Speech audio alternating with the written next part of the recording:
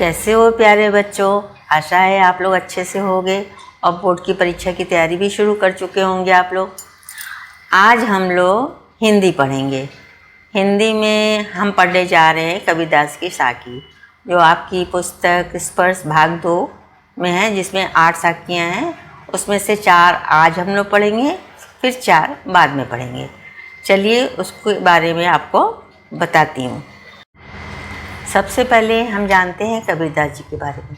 कबीरदास जी का जन्म वाराणसी, जिसको आजकल बनारस कहते हैं, एक निसंतान विधवा ब्राह्मणी के से हुआ था।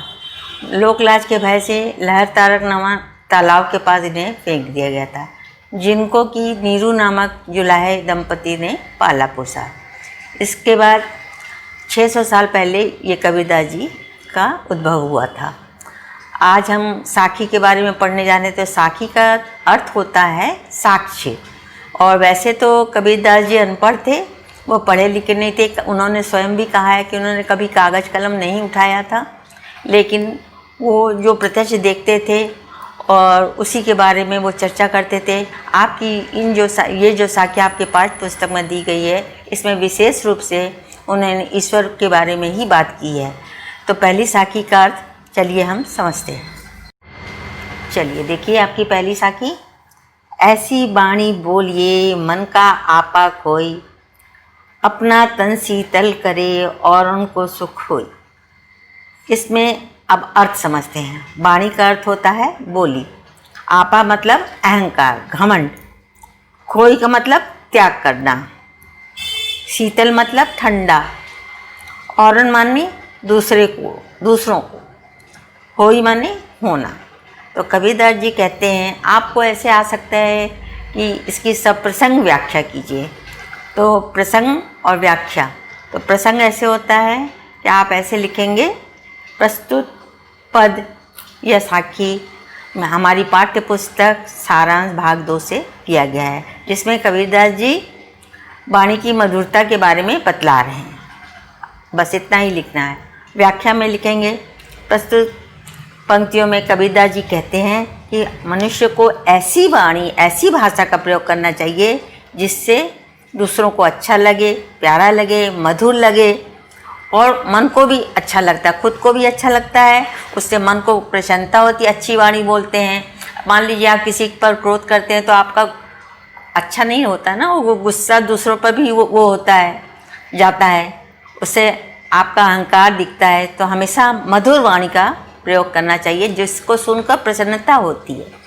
जैसे आप कोयल को ही सुनते होंगे, तो कोयल की बोली आप सुनते हैं तो आपको अच्छा लगता है ना, वैसे ही वाणी का प्रयोग मनुष्य को करना चाहिए। जब कोई आपसे प्यार से बोलता है तो आप खुद ही महसूस करते हैं, आपको अच्छा लगता है, और कोई गुस्सा होता है तो आपको अच्छा लगता है, नहीं लगता है। तो इसी तरह से कबीरदास जी वाणी के बारे, मधुर वाणी के बारे में बता रहे हैं। ये साखी है, कस्तूरी कुंडली बसे मृग ढूंढे बन माही, ऐसे घटी घटी राम है दुनिया देखे नाही। इसमें कबीरदास जी बता रहे हैं कि जिस प्रकार मृग माने, पहले आपको अर्थ बताती हूँ। कुंडली मतलब होता है नाभि, मृग मतलब होता है हिरण, घटी घटी माने कण कण में, कण कण हृदय में, कण कण में, हर जगह।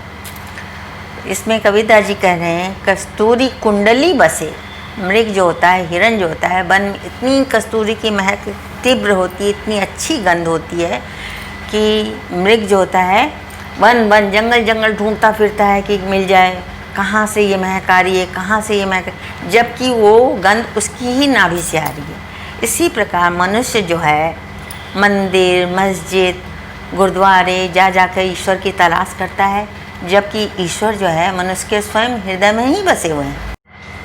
अब तीसरी साखी की ओर बढ़ते हैं। जब मैं था तब हरि नहीं, अब हरि हैं मैं नहीं, सब अंधियारा मिटी गया, जब दीपक देखा माही। मतलब कबीरदास जी कह रहे हैं, मैं मतलब होता है अहंकार। यहाँ पर मैं शब्द का प्रयोग अहंकार के लिए किया गया है। हरि ईश्वर भगवान, अंधियारा तो अंधकार आप सब जानते हैं। इसमें कबीरदास जी कहते हैं जब मैं था, यानी मेरे अंदर भगवान कब मिलते हैं? जब मनुष्य अहंकार छोड़कर, सब कुछ छोड़कर प्रभु को ध्यान करता है, तभी ईश्वर की प्राप्ति हो सकती है। अब जब तक अंदर घमंड रहेगा, अहंकार रहेगा, प्रभु कभी नहीं मिलते। तो कबीरदास जी कह रहे जब मैं था, यानी कि मेरे अंदर अहंकार था, तब हरि नहीं थे, ईश्वर नहीं थे। सब अंधियारा मिट गया जब दीपक देखा माही। माने सब अंतर का अंधकार तब मिट गया, उन्होंने घमंड छोड़ दिया मनुष्य ने, और सिर्फ ईश्वर को जब देखा, ईश्वर रूपी प्रकाश को जब देखा, तो ज्ञान रूपी जो अंधकार जो था वो मिट गया और ज्ञान रूपी प्रकाश का भर गया। ज्ञान रूपी प्रकाश अपने हृदय में बस गया, भगवान के दर्शन हो गए, सब कुछ हुआ। चलिए अब ये चौथी साखी पढ़ते हैं। सुखिया सब संसार है, खाए अरु सोवे, दुखिया दास कबीर हैं, जागे अरु रोवे। सुखिया का अर्थ होता है सुखी, सुख से सुखिया। अरु मने अज्ञान रूपी अंधकार, अरु माने और भी होता है। सोवे मतलब सोना, दुखिया माने दुखी, रोवे मतलब रो रहे हैं। कबीरदास जी कहते हैं इसमें, इस साखी में कह रहे हैं सुखिया सब संसार हैं, खावे और सोवे। कबीरदास जी लोगों की दशा देख रहे हैं कि मनुष्य जो है ईश्वर को याद नहीं करता, सिर्फ खाता है और आराम से सो जाता है, तो वो सुखी अपने को समझ रहे हैं। लेकिन जो ज्ञानी हैं, ईश्वर को प्राप्त कर चुके हैं, वो जानते हैं ये बार बार का जन्म मरण होता है, इसलिए वो दुखी हो रहे हैं। कबीरदास जी कि बार बार वो चाहते हैं कि मनुष्य ईश्वर की भक्ति भी करे, घर का काम काज करते हुए, इस गृहस्थ आश्रम में काम करते हुए ईश्वर की भक्ति करे, याद करे परमात्मा को, ताकि उसका कल्याण हो जाए। लेकिन मनुष्य ऐसा नहीं कर रहा है, इसलिए दुखिया, इसलिए कबीरदास जी दुखी हैं और रो रहे हैं। अंतर उनका रो रहा है, क्योंकि उन्होंने, कहते हैं उन्होंने ईश्वर को प्राप्त किया था, वो ईश्वर के दूत थे, तो उनको यही तकलीफ़ है। तो इसीलिए कबीरदास जी कह रहे हैं सुखिया सब संसार है, सारा संसार सुखी है, खाता है और सोता है।